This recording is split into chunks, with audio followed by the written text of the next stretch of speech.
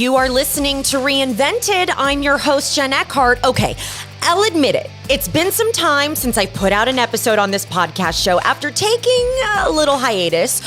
One of these days, I promise I'll be able to share with you guys everything that has transpired over the last couple of months, which, to put it bluntly, would make for an excellent book one day. Just saying.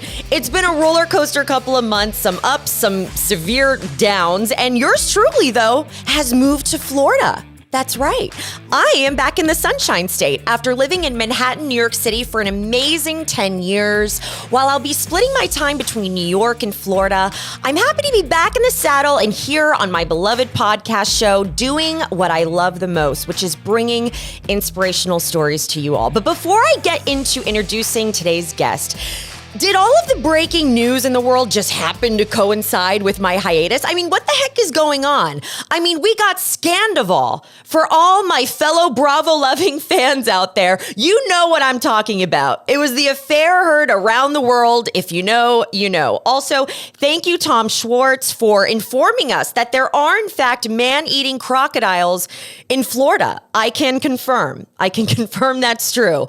The Miami Heat made it to the NBA playoffs. My Heat, and recently just laid the smackdown on the Boston Celtics, but they also had a disappointing loss last night, which I really don't want to talk about. I actually blame A-Rod and Derek Jeter, both sitting courtside, as the reason for why this series flipped, right? The Miami Heat put two players from a Yankees team that lost a series to Boston after being up 3-0. I don't know. I'm a little bit of a conspiracy theorist, but what's your take on that? Joe Biden is running again for president. President Donald Trump got indicted, but he's also running for president. Sheer madness. Per usual. By the end of this podcast interview, the U.S. national debt will probably be approximately $32 trillion and counting. So again, not much has changed there. Let's see. Tucker Carlson left Fox News, my former workplace, which sent shockwaves through the media. I survived getting deposed by that same multi-billion-dollar media giant. I guess defined survived, sort of came limping out of there. The New York Jets got Aaron Rodgers. Heck yeah. I spoke about that with Brett Favre on this show not very long ago. Super stoked about that pickup. Brooks Koepka won the PGA Championship, but Michael Block, a golf pro, won America's heart after getting a hole-in-one at the PGA Tour and qualified for next year's tournament. Guys, lots of sports news happening, folks. And speaking of sports, my next guest on this podcast is a badass. She's a 1988 U.S. Olympian and a media professional who is a born entrepreneur and no stranger to achievement and pushing herself to optimal performance. She's held world records in the 400-meter hurdle. She excelled in track and became a 4-time All-American runner while at USC and went on to represent the U.S. at the Seoul Olympics. But it didn't stop there. What's the commercial? But wait, there's more. She went on to reinvent herself from the track to pursue a successful career at Fox Sports and ESPN, having covered a number of events, such as the Super Bowl, NASCAR, the Tour de France, the list goes on and on. However, as per usual on this show, I always say you're not allowed on this show unless you've had major setbacks. We don't like people who've been handed things on silver, golden platters, right? My next guest, her success has not come without her share of hardships. She now serves as an inspiration to those overcoming their own hurdles in life. See what I did there? Leslie Maxie, welcome to Reinvented. My goodness, that was the introduction for the ages. Thank you, Jen. Thanks. I had a lot of fun writing that. I haven't, as I said before, I haven't put out a podcast episode since March. So I felt it was my duty to sort of get my viewers and listeners up to speed on, everything that's been going on, because I feel like I've been living under a rock. You are not rusty at all. Thank you. Thank you. I just have to say, before I get into why I have you on the show, I get inundated with pitches from publicists wanting their clients to be on this show. I'm not trying to be braggadocious. I'm just saying, I get a lot of pitches. And I have to share this with my viewers and listeners because I just love it so much. Leslie, and I don't know if this was you personally or if it was an assistant, but I'm pretty sure it was you personally. She reached out to me via LinkedIn and literally said, and this is a direct quote, I am so excited to contact you about being a guest on your podcast. Like, normally I would dismiss a message like this, but I was so in awe of her level of self-confidence, like her inner Olympian. And I'm like, okay, I got to talk to this woman. Like, you just put it out there. Like, I'm going on the Reinvented podcast, and I respect that.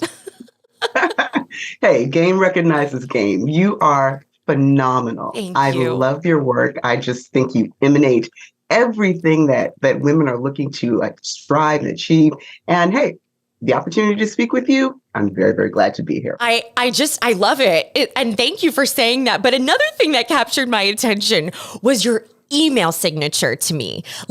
Guys, Leslie literally signs every email saying yours in excellence. Like, pause for dramatic effect. Some days I find it difficult for me to even say like all the best. I like, some days I just want to be like, see you in hell. Like, that's it. Like, I guess just like I'm cynical. Having worked in corporate America for so long, it can harden your soul. Like, how do you maintain that level of sheer optimism? Well, you know what, Jen? It's excellence is not perfectionism. Perfectionism is a trap that will have you chasing your tail for more than a few days. But excellence is something that we've all achieved. It's a very good or outstanding outcome. And sometimes that very good or outstanding outcome is getting to a 2. So it's the relationship to excellence. And I know every single day we have the opportunity to figure out where we are and level up or level to the side to get to where we want to be. Gosh, I love that. You should be everyone's life coach. I mean, but you do believe that excellence is not an accident. And I've heard you say that a lot in doing research on you and in former interviews. Explain what you mean by that excellence is not an accident. Sure. You know, it is not going to fall out of the sky and hit you in the head. It takes focus, it takes a concerted and consistent effort, and it takes grace. Extending grace to yourself on the days like you just described your last couple of months, I'm sure that grace was in full supply because it helps you to know kind of where you are and when it's time to push and when it's time to take a step back and say, hey, I need to take a knee because some stuff is going on and I want to be gentle with myself. So that to me is a way to come at the excellence quotient so that it works for you and not against you. Grace is a beautiful thing, and thank God for it. You know, as a 16-year-old, you, and correct me if I'm wrong, but you set the junior world record in the 400-meter hurdle. Okay, that's so for all my viewers and listeners, that is one lap around the track. That was actually my race in track and field back in high school, but I did the 400-meter relay. I couldn't do a hurdle to save my life, Leslie. So anyway, And I have all the scars for all the times when I couldn't do a hurdle. Something you said in an interview a few years back really stuck with me. Your track coach had a profound impact on your life as when you were a young athlete and was like a second father to you.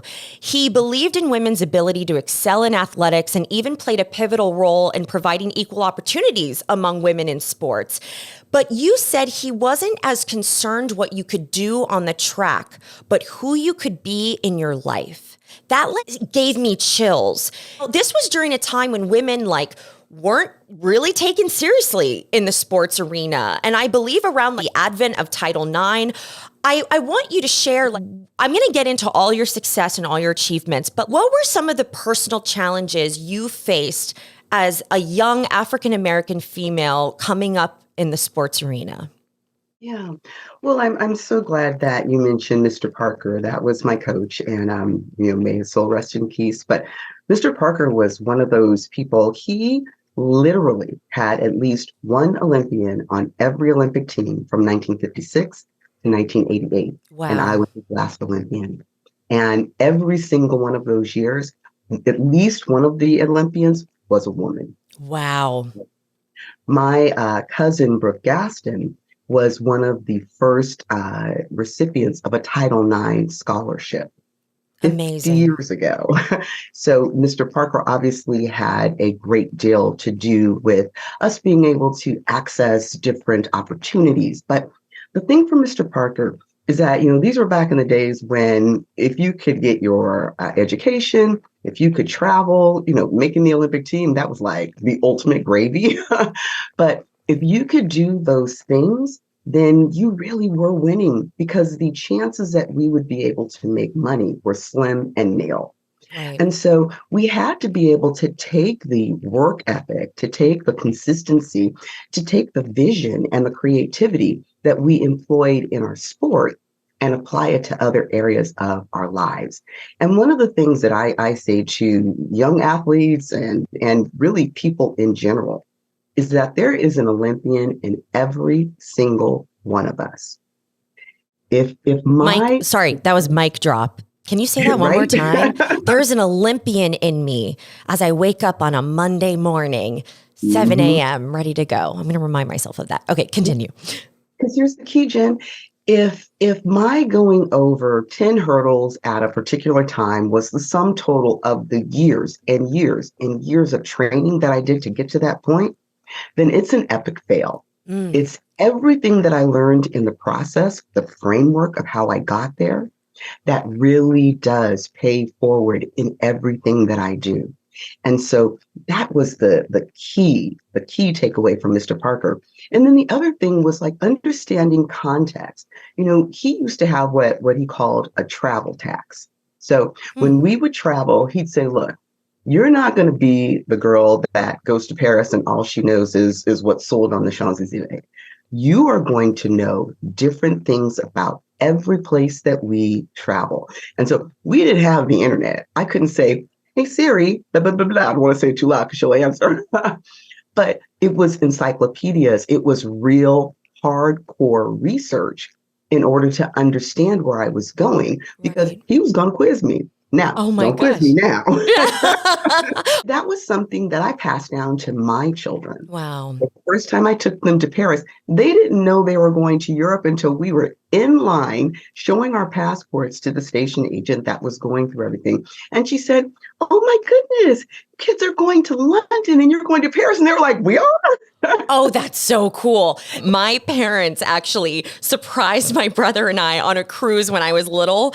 And I think I was like an early teenager, but I had just gotten a cell phone and you don't get cell service on a cruise ship. So we pull up to the port of Miami and my parents are like, surprise, we're going to the Caribbean. And I'm like, no, I don't have my phone. I can't text my friends and my boyfriend. That was back when we had flip phones. Anyway, so funny. I had the polar opposite reaction of your children, Leslie. But they got to understand why for weeks prior, I had had them researching things on England, researching things on France. And so it made such a difference. And when we got home, it was one of the things that I was doing was covering the Tour de France. And so we got home and they did the wrap up. So they kind of did a whip around France, showing different things. And the kids were like, there's the Louvre, there's the this, there's the that. And I was just like, thank you, God, they got it. Right. They got it. Right. And in those ways, I still get to honor Mr. Parker. You mentioned failure. A lot of people may not know this, but Leslie actually failed to make the Olympics on her first try. Now, your second attempt in 1988 ended up landing you a spot on the track and field team. Congratulations. Everyone goes through incredible setbacks, but not being chosen for that initial Olympic attempt and knowing you had 4 years of work ahead of you to even stand a chance to make it again was incredibly, discouraging. I mean, 99% of people would have thrown in the towel and stopped at that rejection point. But that's why you're like the 1% that persisted and you made it. I have to know what inspired you to keep going and to not give up. Sure. Well, Jen, when I was 10 years old, I ran a race, and I'll give you a little bit of backstory. The same cousin who was the first class of Title IX, her younger sister made her first national team when she was maybe 15 years old. It was a junior national team, but juniors and seniors get the same sweats, okay? This is important. So she comes back from Europe. They did like a 5-country tour. She comes back the same day that we had our nationals. and I was going to run the 4x400 relay. When I got the baton, I was, I think, fifth out of five teams. And I caught until the very last girl. And I literally have pictures of this day. Caught her going around the last turn to win the race. We achieved a national record that day. Wow. And it was, hoopla, hoopla, high fives and handshakes. And so at the end of the meet, I'm laying on the grass and, all dramatic, trying to catch my breath. She comes over and she says, you know what? One day you'll earn one of your own. And she takes her singlet off her jacket and she tosses it on me. I was like, I just got I'm chills. going to the Olympics. I'm like emotional. Yeah. And it became my North Star. Isn't it just like a kid to take a jacket to have a lifelong goal? Absolutely. That's a whole conversation. But yeah, so that became my lifelong goal. So when I missed the team in 1988, I had just started the event 4 months prior. My coach came to my family and he said, look, I want to call a family meeting. And he said, Leslie is a very good 100 hurdler, but her legs are too long to ever be world class, which was true. She's a very good 400-meter runner, but she's fast. She's not quick. And 400 meters is a sprint, so you have to be fast and quick, and there's a difference. And so he said, but I think if we combine the two events, we can get lightning in a bottle. Oh. And so for 4 months, he, mapped out what it would look like, the people I would have to beat at what meets, and I'm doing it. And like the world was going, what the actual is going on? Right. This snot-nosed junior in high school has really turned it on its ear. Right. And so we get to the trials, but for everything that he taught me, I had to execute perfectly in order to have the outcome happen because it was such a concentrated period of time. And in the finals of the Olympic trials, even though I was second in the world with that junior world record, I was second in the world. I missed the team by 2/100ths of a second. Unbelievable. Wow. In the first 300 meters of that 400-meter race, I went through that 300 meters faster than any woman had ever, junior or senior, run that portion of the race. You got the youth world record. Even just missing it by 2/100ths of a second, I feel like that would make me even more discouraged. But you persisted. Like, you wanted this. Did you always grow up wanting to compete in the Olympics? Well, no. So what I can say is I've been a person who will, if I see something or I have a vision about, hey, this could happen, I'll set a goal out there and kind of reverse engineer it. Here's what it's going to take. And I will put the plan in place and go for it. I love that. A lot of times when I have a vision, I see a window in my mind's eye. And if I don't act on it, that window starts to close. There have been times when the window has closed, I didn't get the opportunity and I saw somebody else achieve something that was initially my vision. But if I get through the window, what has been waiting for me on the other side has been just a spectacular life of, highs and lows, getting past the disappointments. The 400 hurdles in 1984 was a huge disappointment, but I'm so glad it happened, Jen, because I would be a very different person if I had made that team after 4 months of trying. That's nothing. I get it. I needed 4 years to understand the process. And that excellence is not an accident. Yes. And you need to fail in order to win. I really do believe that. And it's just your story. It really, truly is a testament to the sheer discipline and willpower it takes to compete at that level. And it's truly unimaginable. You were a 4-time All-American runner at USC and had the opportunity to train with some of the biggest stars in the Bay Area, Jerry Rice, Terrell Owens. But your first love was high jumping. You used to do that in your basement with your brother, stacking up mattresses. That's so cute. My brother, growing up, I was like in a cheerleading uniform sneaking out to parties, and he was like a science nerd curing cancer in our garage, building alpha particle cloud chambers. What was it like to receive a phone call saying that you've been selected to represent your country at the Olympics? Like, how did it feel to receive that sort of notoriety at such a young age? You have to qualify into the event. And then it is mano a mano. So the thing that makes it so nail biting, but also so exciting and really spectacular when you make the team is that you can be the Serena Williams of track and field. But if you don't lay it down that day, you will be at home watching somebody else win your medal. I get it. Yeah. Yeah. Yeah. It is one time only.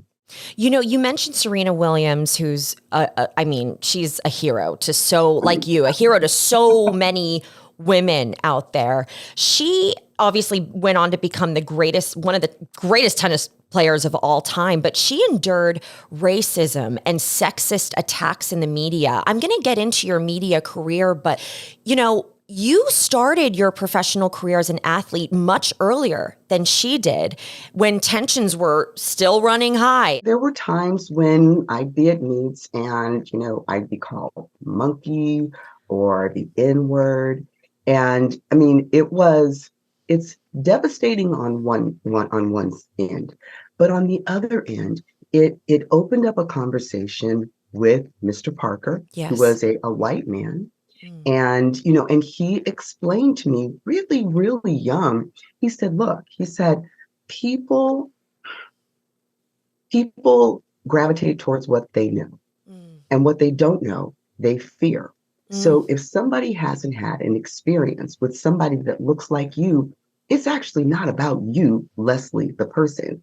It's about the exterior and them fearing what they don't know. Interesting. And he said also, many times in the media, and he was the first person that taught this to me until I saw it for myself. He said, in the newsroom, there are very few people who look like you. And so when you put a story together that's going to elevate your people. And you're going to use, if there's like stock footage or something like that, you're going to use what you don't know or understand to represent the thing that you are afraid of.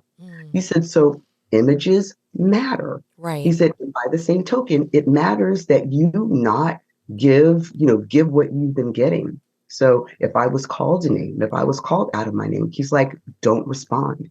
You can't respond because you will then be down on their level.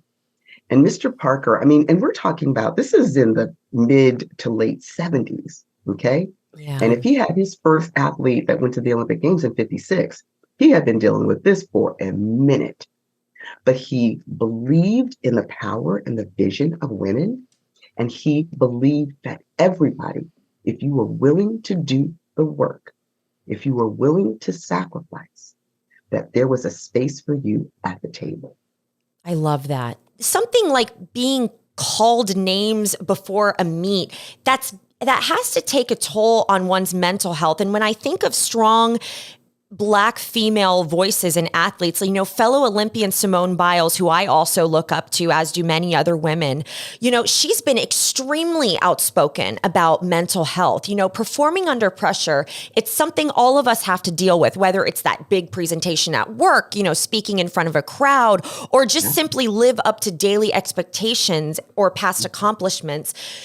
Simone's decision to bow out of a team event at the Olympics sent shockwaves through the sports community and even spurred a lot of criticism. Many called her a quitter, among many other things. I didn't get it. I didn't understand it, but I'm also a huge mental health advocate. I'm curious, Leslie, do you have any advice for people in this generation who do struggle with their mental health, all while trying to excel in a chosen field? It doesn't necessarily have to be athletics, whether it's like finance, law, real estate, music, broadcasting, you name it. What's your advice for people out there who are struggling? My grandmother, my dad's mother, was schizophrenic. Wow. And in the South, he was born in Amarillo, Texas. In the South, in the late 40s and 50s, you can imagine how difficult it was for her. Yeah. Okay. And my grandmother, she endured all manner of treatment, shock therapy, things that were utilized to help us make advances in mental wellness. But she just wanted to get better. So I use that as a point of context. If you're struggling, we started this conversation off with grace and compassion. To have a relationship with ourselves where we know when we're struggling, wow, what's showing up in my body energetically, kinesthetically, that tells me, hey, Leslie, you're experiencing anxiety. What can you do? You can stop, breathe, breath work really, really does work. You implement and execute the strategies in and of yourself research and being connected to how you're feeling so that you can try and manage how your mental wellness is moving forward.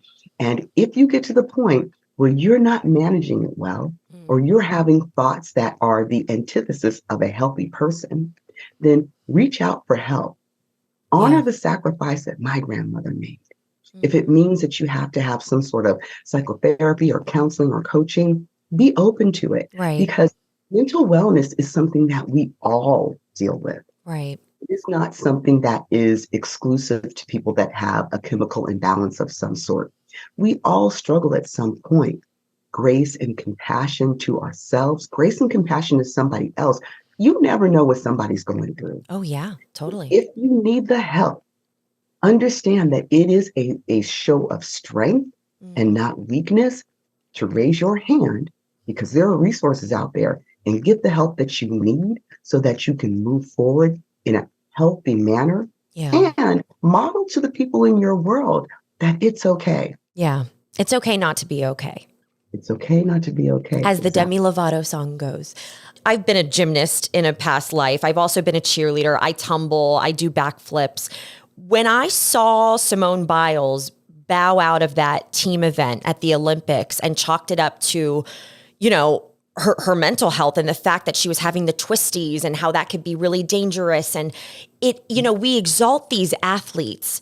And when she came out saying like, I have to take a minute for myself, it really humanized her in a way. And it's like, okay, yes, this woman is an amazing, highly decorated Olympic athlete, but she's just like us. Like, she's just like us. She struggles with mental health. And it just started such an honest and open conversation about that. And I wish more athletes would do that. And I think we're starting to see a trend where more athletes are prioritizing that over winning. I have so much respect for her for raising her hand and saying, I'm struggling and here's what's going on. Because what she did, even for me, being 30 years removed from my career, I looked back and I was like, you know what, Leslie? If you're honest, there are times when I should have taken a knee. I was injured and I pushed through to my detriment. Things that I am experiencing now are a direct correlation to my track career and, you know, gonna push through because that's what athletes do. Put on that tough exterior. Yeah. Yeah. That's the first thing. The second thing is I moderated a panel about maybe 3 weeks ago, and it was for an organization called Hall of Fame Health. So the Big Ten, USC and UCLA just joined the Big Ten, and they're looking to institute a policy where athletes are covered. Now, as a scholarship athlete, you are covered for your insurance, your health insurance. And that does include some mental wellness coverage. But what happens when you graduate? And understanding the very minuscule percentage of athletes that go on to have a pro career, let alone one that can actually set you up for life. Okay. So now you spent your entire life, Pee Wee League, Little League, the whole 9 yards, until you get to from 6 years old to 22 or 23. And then boom, the thing that has defined your world, maybe not defined you, but certainly has created a framework of how you relate to the world, it is gone. Yeah. What do you do? Well, Hall of Fame Health is working with the Big Ten to create ongoing coverage. So after an athlete retires or graduates, they will have 4 to 5 years of full coverage over them and everything that they could need for that period of time. And then after that, for that athlete's life, they will have concierge service. So if they get into a jam, if they need to find a great doctor and they've just moved or they have, you know, a special need or whatever, they reach out to this service and they help connect them to resources. So I think that people are finally getting the message that mental wellness is not about weakness. It is about strength. And it is germane to every single person's life. I want you to show a person to me that has never struggled mentally, psychologically in their life. Yeah. Show me that person and I'll show you somebody that lies. It doesn't exist. It really doesn't exist. And that's why I said at the start of this podcast episode, you're not allowed on this show unless you have a major setback, unless you have failed and had to get back up, dust yourself off. So, that's just amazing. What an amazing service that is, because, I did 2 years at Auburn University in Alabama, big SEC school. And then I transferred to University of Florida for my last 2 years, sort of got recruited to their journalism program there. But like you talk about big football schools, you see these amazing athletes get out there and these jam-packed stadiums. But like you said, I mean, what percentage of those players actually do go on to make the pro level? And you're so accustomed to the sports life. And then it's like you have to get out and regain your footing. Tarana Burke, founder of the Me Too movement, you and her, I'm assuming you're close friends, but you call yourselves the Mid-Love Sisters because you are midlife and loving it. You are the founder of I feel like I have to like snap my fingers saying this, like not your mama's 50 movement. Like I have to say it like that, but it's a life. Right. Did I do okay? You did. But it's a lifestyle brand for women over 50 who are mid-love sisters, AKA midlife and loving it. I have to know, because I do have a lot of mid-love sisters who tune in to the show. What is this movement about? And are you skipping the midlife crisis, like I'm buying a Corvette phase? No, I'm not buying a Corvette. I'm buying a Gucci bag. Oh, that's so much better. I love that. Love it. Love it. I coached Tarana Burke when the Me Too movement first went viral. And she is just an incredible woman and to me exemplifies everything that's possible when someone is willing to raise their hand and use their voice in an empathetic fashion to help someone else. Yes. And so, that's the connection to Tarana. And she is just, I love that woman. I love what she stands for. I love her message. She's love fierce. How she shows up. And a fellow and an Auburn grad, I think went to Auburn University. So War Eagle. Mm-hmm. She sure did. And a best-selling author as well. She's amazing. And in that same time frame, a little bit before Tarana and I connected, when I turned 50, two things. I realized that my girlfriends and I were in a loop of a conversation around change and transition. Your sweet spot, your jam. And I said, if we came together, how could we use our resources, our experience, our, information in the world to really benefit one another? We exist in relationships, Jen. I'm here for you, you're here for me, and together we're better. Absolutely. That's what the movement is really built on. So I invited 23 of my best girlfriends to Las Vegas for what we called a party with a purpose. And that's what we so did fun. That's awesome. It was incredible. Spa, party, bottle service, J-Lo. Oh, I love it. I love it. To see her. And a fellow 50, she's in her 50s. She is. She just turned 50, I think, a year ago. Talk about breaking the stigma of turning 50. She defies all logic. I don't know if it's the olive oil she puts on her skin or what it is, but kudos to that. I picked out a couple of women and I said, I would love for you, because we did some programming. So we had a brunch and I said, I would love for you to share something in your life that you're really, really proud of and something that you're really challenged on, an opportunity. And so they did. And then each one of the women were encouraged to do the same thing privately. And we did a 50-day challenge that during that time, we started a private Facebook group page, and everybody would post about this is my thing, and here's where I'm challenged, and this is what I need. And we were helping one another. And then at the end of that 50 days, we did 24 hours of results. So I interviewed everyone for 24 hours. It was a long day. Wow. And that's really what started the movement. So the private page on Facebook is about 680 women. And that's a lot. That's a lot of women. That's a lot of women. Yeah. And we post about all kind of things. We talk about the new PMS, which is either pretty marvelous sex, because it can be marvelous in this age category, and being perimenopause and menopause savvy. So Wow. really Okay. understanding the changes that are happening and when they started. Now that I know, I was perimenopausal when I was about 42. Oh, I interesting. didn't know what to call it. And so Mm, now you're understanding that you don't ever, once you're in menopause, you are never not menopausal. So interesting. half of the world is going through menopause. You just may be asymptomatic. Mm. I was going through menopause and we ain't talking about it.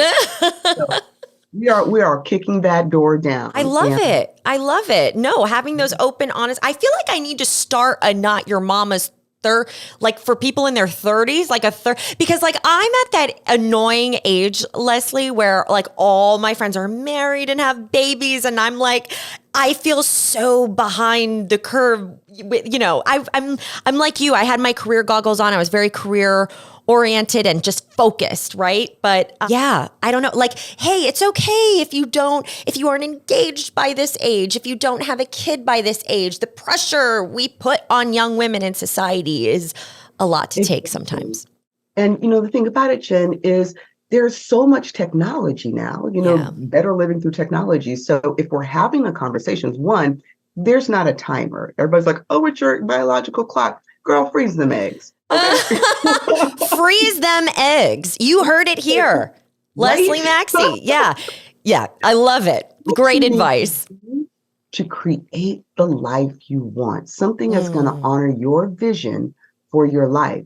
And you love get that. to be proactive in order to do that. And take control. I see so much of myself in you, Leslie, in that you are a go-getter. Your second act began after you got back from the Olympics in sports broadcasting. You convinced your former news director to give you a shot on camera. And I believed your exact quote was, hey, if you plant the seed, I'll give you a redwood. Yes, Can I get girl. that on a t-shirt, please? That's the most amazing quote ever. It's just, I have to know, I've always lived my life by this, but I'd like your take on it. Is it better to ask for forgiveness than permission to succeed? I think that's a case by case basis. Okay. I mentioned that window. Now, that particular vice president, it took me 5 months to get on his schedule. Mm. And in that time, I ruptured my patella tendon. Oh, And when gosh. you rupture your patella tendon, back in the day, you could not bend your leg for like 4 months I don't know because what that is, but it sounds serious. Yeah. it's the tendon that connects your lower leg to your upper leg to your lower leg. So when you bend your leg like this Oof. at your knee, Yeah. the No, that's patella tendon, rough. yeah, That's rough. ruptured it. Boom. So it's like your legs like Were this. you on crutches? And, oh God, Yeah. yes. Yeah. And so I had this interview on the books, and I could see that window, and I was like, I got to get to this man's office. So my cousin and I rented an expedition truck and SUV, and I could be in the back seat with my leg out straight. And she drove me from San Francisco to LA. And I hobbled into the meeting on crutches. And he was like, "Oh my God, we could have rescheduled this." I was like, "Sir, it took me 5 months to get on your schedule. We were Oh not my going to reschedule." gosh. That's And like a scene out of a movie. That's for real. amazing. Good for you. For real. Yeah. I mean, and he said in that meeting, he said, I look at what's on your resume and I look at your reel. And, frankly, you're not quite ready Right. for the national stage. He said, but for you to have achieved the things in your life that you have, I'm willing to plant a seed. And I Hmm. said, sir, if you plant a seed, I will give you a redwood. And Chills again. You've where it given me started. chills so many times in this interview, but that really is such a mic drop quote. How amazing. And fast forward, like your first national interview in broadcasting was with 3-time MVP, 14-time All-Star, World Series champion turned entrepreneur, investor, Alex Rodriguez. A-Rod actually graduated from the same high school as me in Miami, Florida, Westminster Christian School. A big fan of his. When you interviewed young A-Rod, I think he had just left the Seattle Mariners and wasn't even left yet, and we broke news that day. Right. And he wasn't even with the Yankees yet. I am curious, what was your initial impression of him? Because I hear people say oh, he's flashy and he's got the private jets and the girls and the this and that. But then I also hear he's a dad, and he also comes from really humble beginnings from a single mother household and really had to earn his way to get to where he is. What was your impression of him? Yeah. Well, Jen, when I do interviews, I do my best not to have a person-to-person contact with the subject prior to, because there's a thing that happens, and you know this, when people feel like they've told you something, or subconsciously they feel like, oh, I said that already. They either don't say it, or they said, like I told you, or like I said. Yeah. I operate the same way. I'm the same. Exactly. And so with A-Rod, and what I would do is I would have just a little bit of a walk and talk, so I can kind of judge them. Are they pensive? Do I need to share something that's going to connect us? Right. Because I'm a professional athlete, so I can connect us through my experience. Do they not have a lot of savvy as far as media is concerned to let them understand if they're doing a package, if the interview is going to be a package? Answer the question in a complete sentence, because my question is not going to be part of the interview. Right. So, really kind of taking a toll on who they are, what their experience is. So with him, we started talking, and you talked about the single mother. So I was raised by a single mother as well. Wow. And we talked a little bit about that. And I told him about when I got my first athletic contract. And my mother had such a hard time, providing shoes, because I was growing at such a rate. Like every couple of months, it was like new shoes. And they weren't. And I reached out to Nike, I reached out to Puma, and I reached out to Adidas. Adidas was the only one who responded, and they responded with a box full of equipment. My mother wept that day.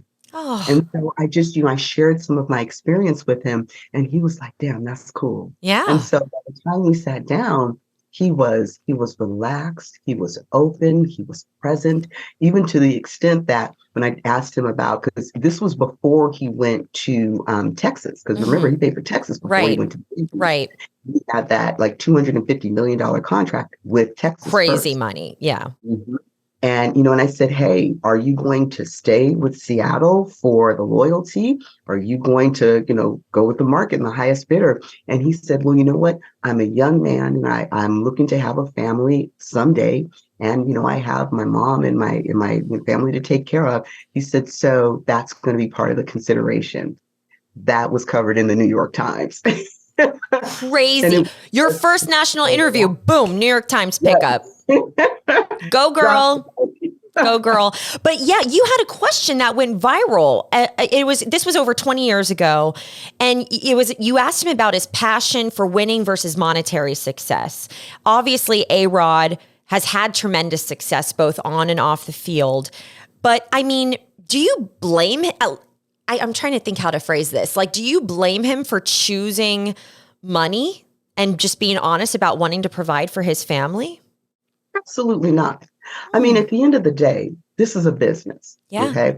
And if he's not performing, trust me, they're not going to say, we really like you, Alex. We're going to keep you on the team until you can get things settled and we can let you go. They're going to cut him. Right. No, So it's true. I don't blame him at all. I mean, I think what you do is you go to a new clubhouse, or you go to a new team or whatever, and you be the best presence in that locker room that you can possibly be. That's how you pay it forward from a mentorship perspective, from a modeling behavior perspective. That's how you do it. But you absolutely cut the deal, because they will cut the deal. Wow. Yeah. Period.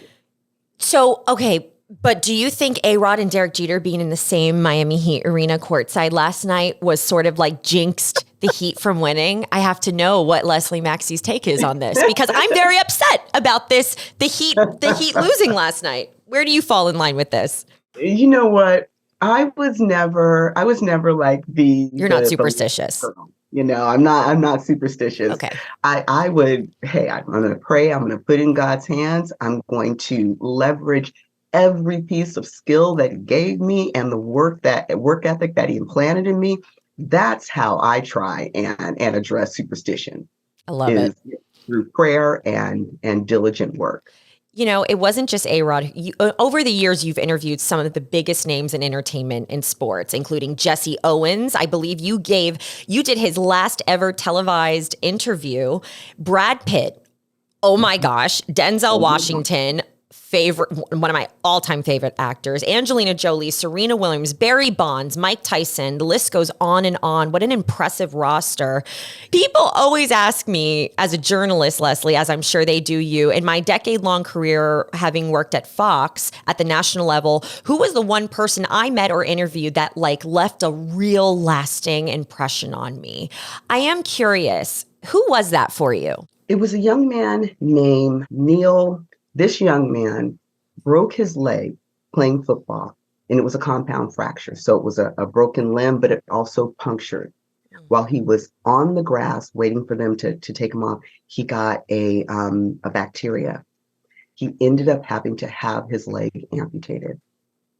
He came back. He came back to play in his senior year, one game, but that was his goal. And that was his dream. President Clinton called him when he read about it, just to congratulate him, because it was incredible. Wow. And it brings me back to the Mr. Parker story. Absolutely. Mr. Parker said, it is not about how you perform. It is your willingness to do the work. Everyone has a story, right? Everyone has a story of reinventing themselves and coming back from the impossible. So thank you for sharing that. I just find that really powerful. You know, you were the first person, Leslie, hired for the morning talk show Cold Pizza on ESPN, which led you to launching your own media group, which I don't blame you, by the way, for not wanting to move to Bristol, Connecticut. No offense, people who live in Bristol, but it's right. You know what I'm talking about. Because I worked for ESPN for a brief time back in college, but it's if you don't work for ESPN and you live in Bristol, you might as well, you're such an outcast from society. You know what I'm talking about. So yeah. Well done on that decision. But fast forward to today, you're now this media maven as the principal and founder of Maxie Media Group. You lend your expertise to provide media training, crisis communications to several influential clients and corporations like huge names, Viacom, the 2014 Super Bowl Planning Committee representing the NFL's commissioner's office. I mean, Toyota Motors, Red Bull, NASCAR, the New York Jets. I'm out of breath here. Miss New Jersey pageant, Major League Baseball executives. I mean, Fortune 100 executives. I'm curious, after rattling off all those names, what is a common trait in running your media group that you have found among all of these top performers? I'll give you a story. And it's both reinvention and framework. I love it. So you talk about when I came to ESPN, and I came from California, going through a divorce with my two young kids and my recently retired mother who's going nanny for me. Wow. No pressure there. And the one thing I said was, don't make me the newsreader. So when you see First and 10, First Take, and there's two pundits, athletes usually, and there's a woman throwing the topic out, that position was created for me.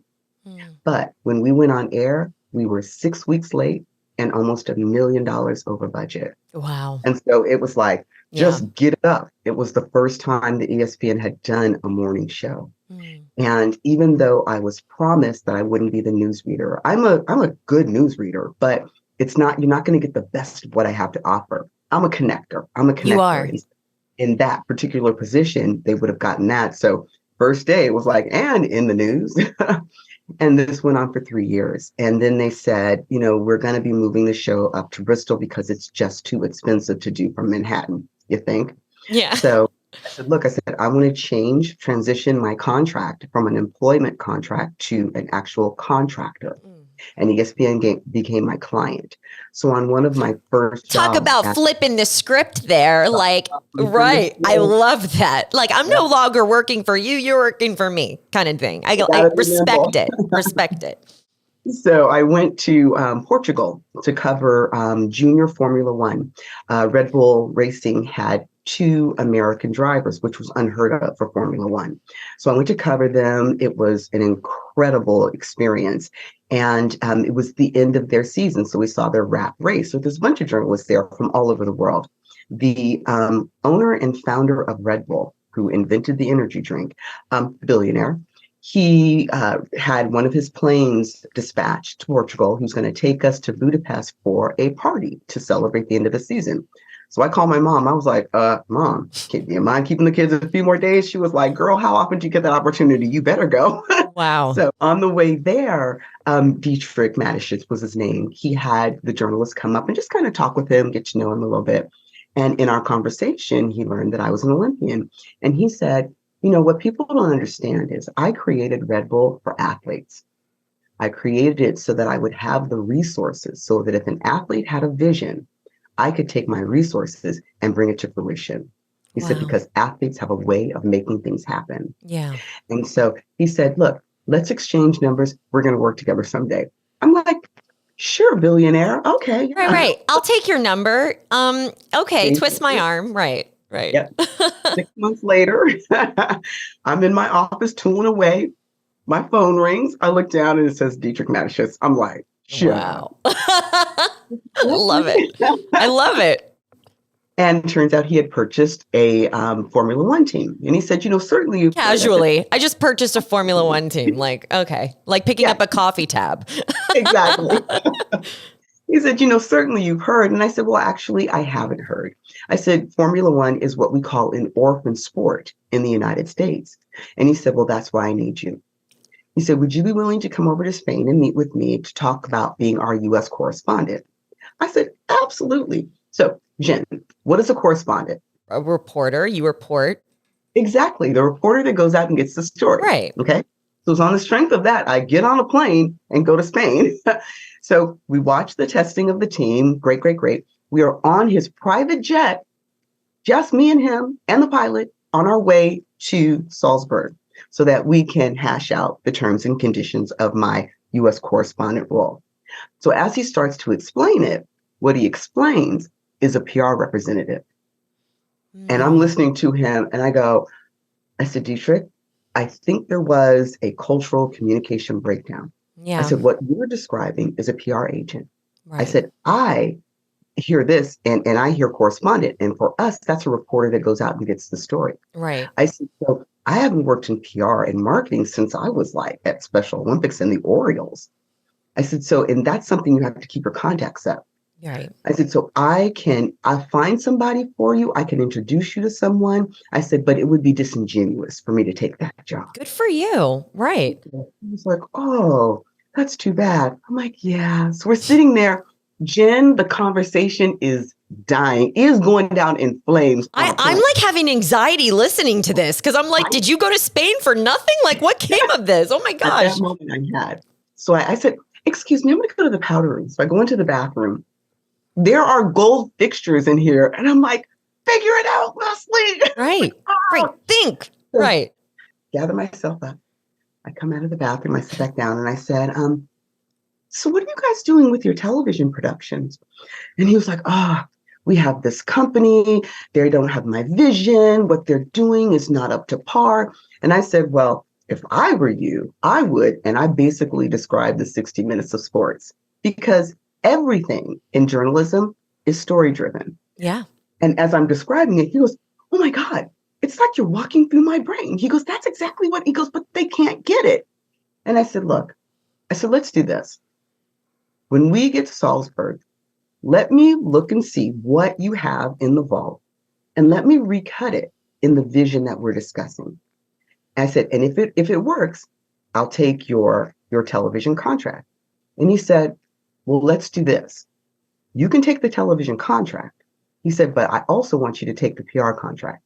He said, I will hire a staff to support you. He said, but I want you to be the one that oversees it. I want you to be the face of it. Wow. So I said, okay, I will. Wow. Contract ended up setting the framework for Red Bull television that we see today. Wow. Okay. So the reason why I share that, because you asked, your original question was, what companies, what have I seen that really helps companies to thrive and individuals to thrive? Right. It's the ability to be nimble and to figure it out. Pivot. To pivot. Right. Yep. Like the Friends couch episode. Pivot. Be committed to the outcome. Yeah. Because if you're willing to do that and not being so tied to exactly how it's going to show up, right, what can unfold can be above and beyond anything that you can conceptualize in your mind in that moment when you have finite information. This is where I feel inspired to go teach a masterclass to corporate America on like the idea of reinvention. Right. Like, what a concept. Wow. Well, you are an absolute trailblazer in that arena, Leslie. You're such an inspiration. You know, just to wrap this up, you know, you're on the record in a prior interview in which you would often remind yourself, hey, like, if God gave me breath, I still have purpose. I believe you said that to yourself after you didn't make the cut the first go for the Olympics. Talk to me about the importance of your faith in your ability to succeed, not just in your athleticism, but just throughout your career. Yeah, it's been central.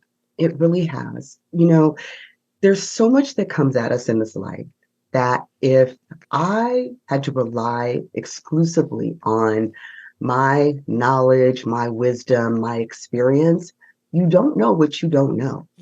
So being able to have that spiritual element, and, you know, it shows up for different people in different ways. If you are a Buddhist, if you're a Muslim, if you're Jewish, it shows up in different ways. But that connection to source, I think, is so important. It is. Because it grounds me. It helps me to understand that there is something and someone bigger than me. It gives me context, and it helps me to know that if I woke up on this side of the grave, because of different things that have to be in process for us to wake up in the morning, and we take it for granted until we have one of those near-death experiences where you say, but God. Right. But God. Oprah has this saying where she calls it a God wink. And I love that. Like, yeah, that was your sort of like little wake up call. Like, oh, this is my purpose. Like, this is why I'm here. One of my favorite quotes is from Irma Bombeck, I think her name is. It reads, when I stand before God at the end of my life, I would hope that I would not have a single bit of talent left and could say, God, I used everything you gave me. You remind me so much of that quote. You personify it, Leslie. Thank you. Thank you so much. You didn't win at the Olympics, but girl, you were voted best smile while there, and you still have it to this day. I think that's just as that's good as gold, as Sheena Shea says in her song on Vanderpump Rules. I can't believe I just said that. Leslie, thank you so much for coming on the Reinvented podcast and for sharing a little bit about your personal journey of reinvention and how to find your inner Olympian. No matter what industry you work in or whatever career path you're on, we can all learn something from your inspiring story. Thank you, Jen. I really appreciate the time, and I appreciate the work that you're doing. Thank Change you. and transition occurs in everyone's life. And for you to bring that message, it means so much. Thank you so much for that. You're the reason why I do this show. To all my viewers and listeners, be sure to rate, review, and subscribe to Reinvented with Jen Eckhart. That's available wherever you listen to podcasts, Spotify, Apple, YouTube, iHeartRadio, you name it, it's there. Go ahead, give it 5 stars and a nice review. I'll send you a fruit basket or something. No, that's cheesy. I don't know. We'll figure out. We need some merch. We need some Reinvented merch up in here. I'm Jen Eckhart. That was Leslie Maxie. Thank you for listening.